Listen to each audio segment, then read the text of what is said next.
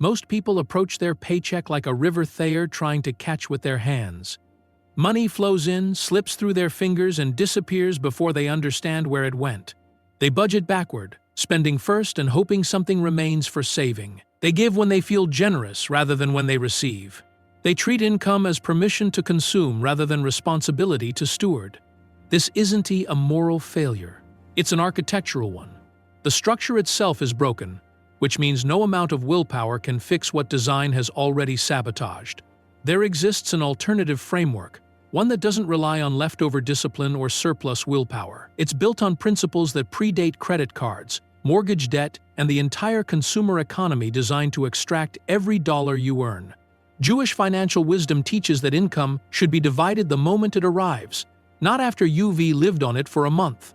4 distinct accounts, each with a specific purpose, each with non-negotiable boundaries. 10% for giving, 20% for future security, 50% for present needs, 20% for sustainable pleasure.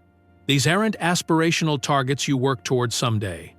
They are structural walls you build immediately, even if it means your lifestyle must shrink to fit inside them. The first account represents the 10% you never touch for yourself.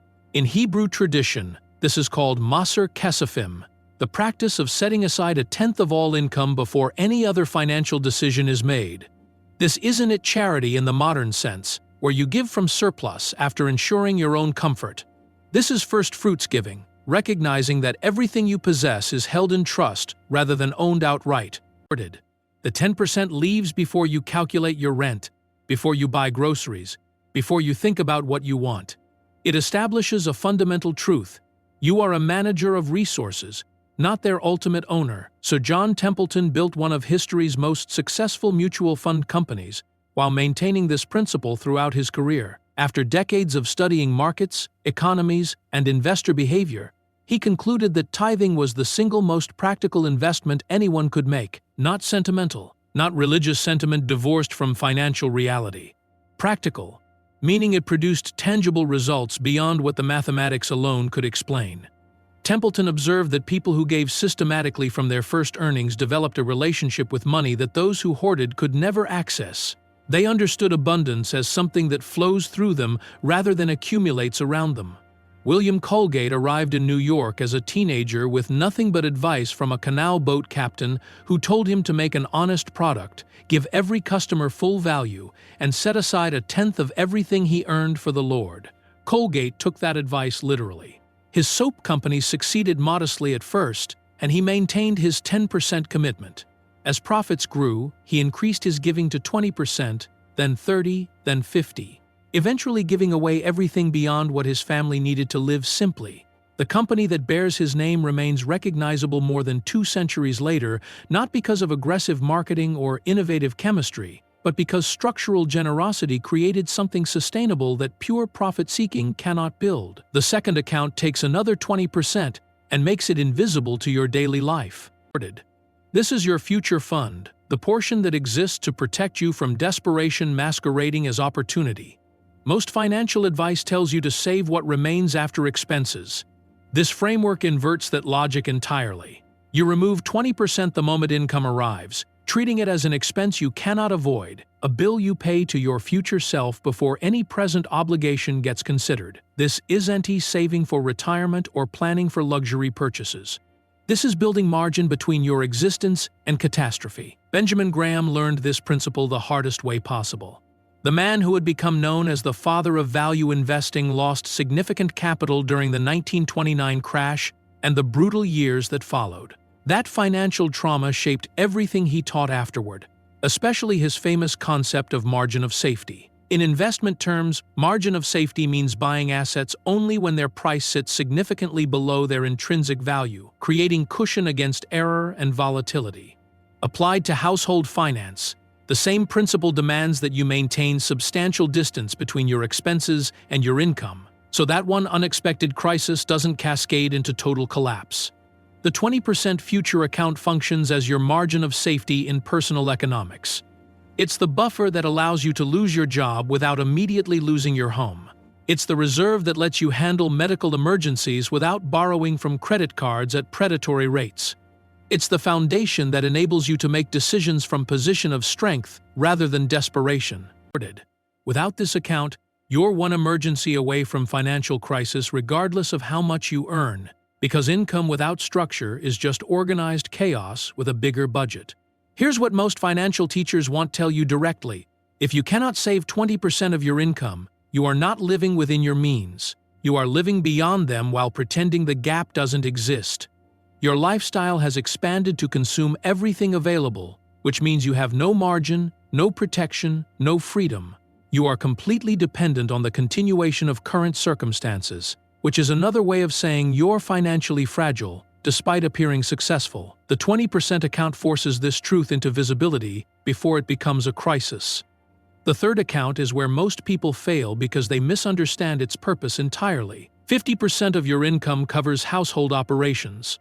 Rent or mortgage, utilities, insurance, transportation, groceries, and every other recurring obligation that keeps your life functional.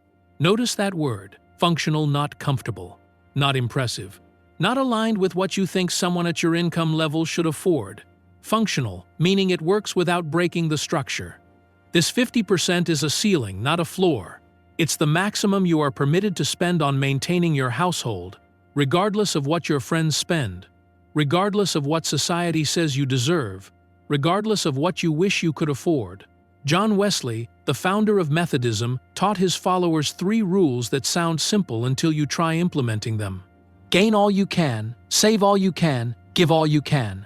But Wesley's definition of save all you can wasn't about building investment portfolios for retirement cruises.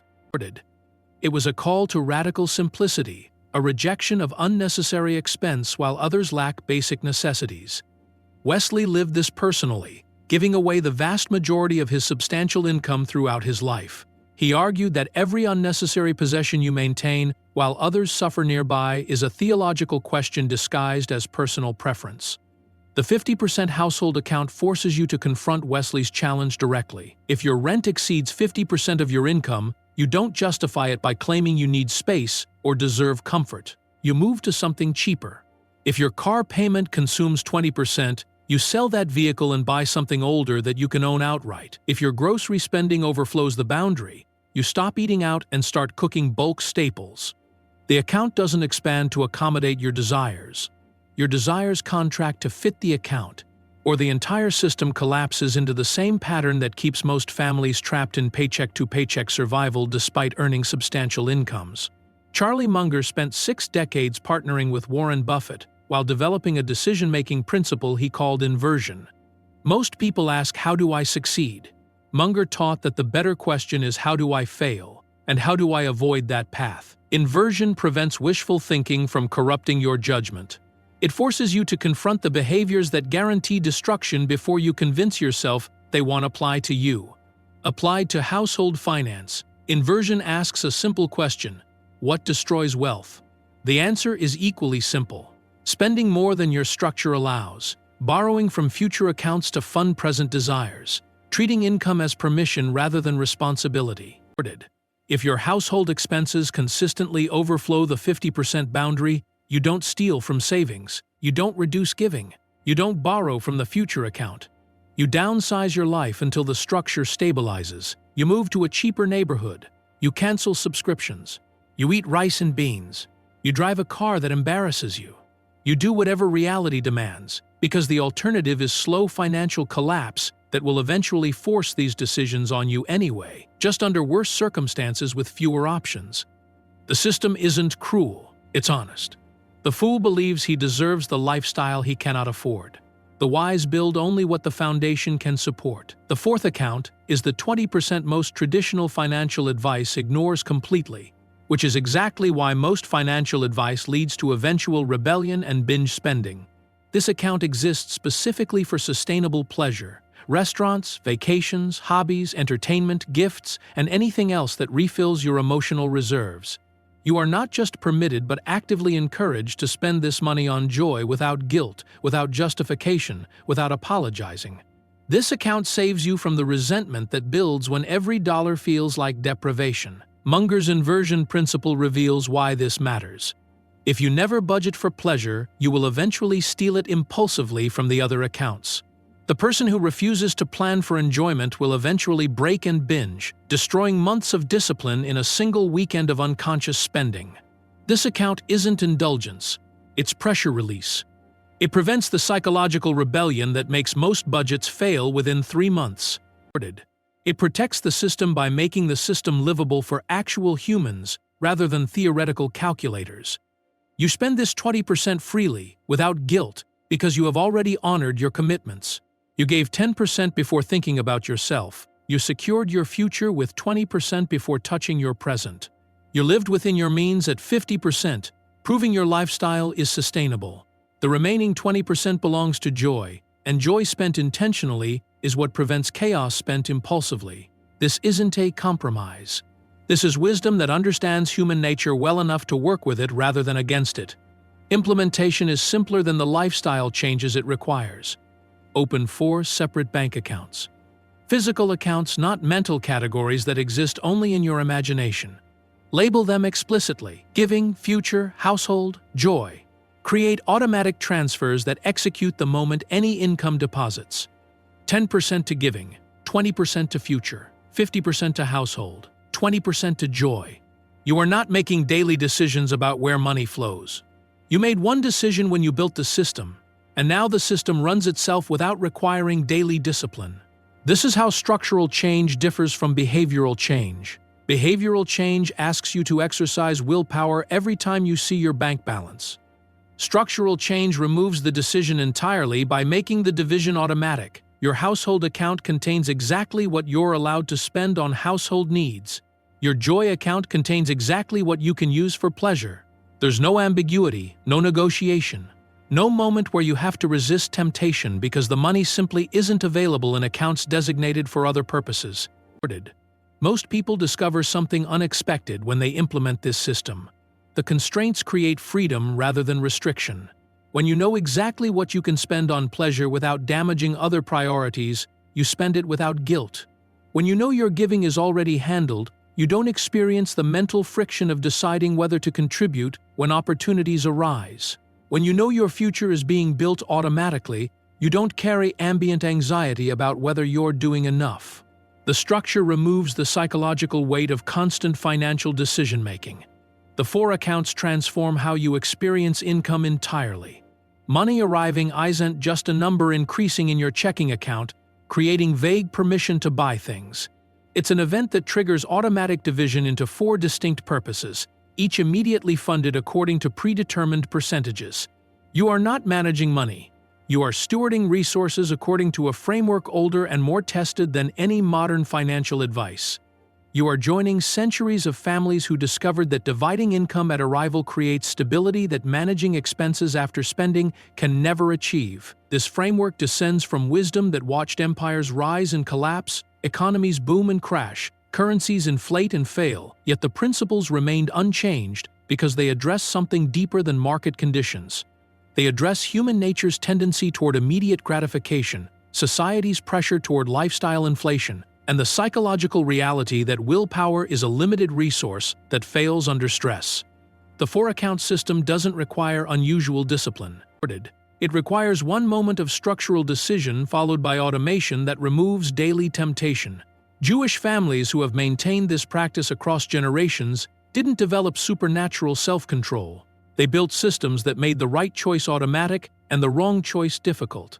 They understood that virtue maintained through constant vigilance eventually fails, but virtue embedded in structure persists across decades and centuries. They knew that people inherit behavior by observing it, which means the greatest financial education you can provide your children is watching you divide income systematically rather than consume it reactively. The genius of this system is its clarity. There's no confusion about whether you can afford something. If the money exists in the appropriate account, you can afford it. If it doesn't, you cannot, regardless of the balance in other accounts.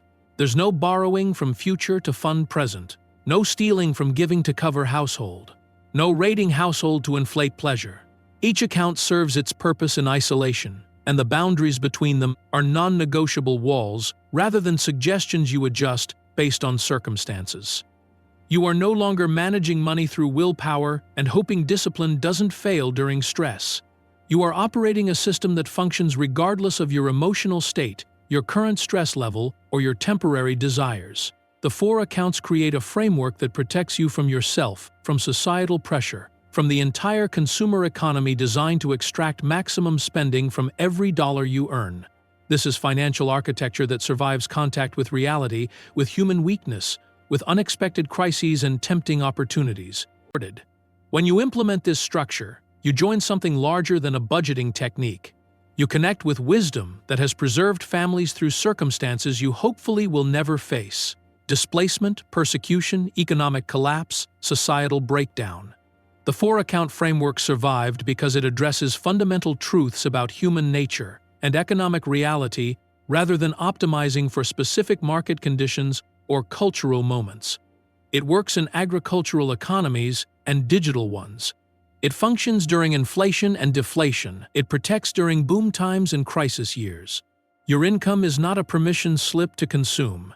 It is a resource to steward according to principles that transcend your personal preferences. The 4 accounts divide that responsibility into clear categories with definite boundaries, removing ambiguity and creating sustainability. 10% acknowledges your dependence on provision beyond your own efforts. 20% protects your future from your present. 50% forces honesty about what you actually need versus what you wish you could afford. 20% preserves your humanity by ensuring joy remains funded and intentional. This is not restriction. This is liberation from the chaos of living without structure while pretending you have control. This is clarity that transforms income from a source of stress into a tool for purpose. This is architecture that outlasts your lifetime, teaching principles to the next generation not through lectures but through observed practice. Build these 4 accounts, fund them automatically, respect their boundaries absolutely, and discover that financial peace isn't about earning more but about dividing wisely what already arrives.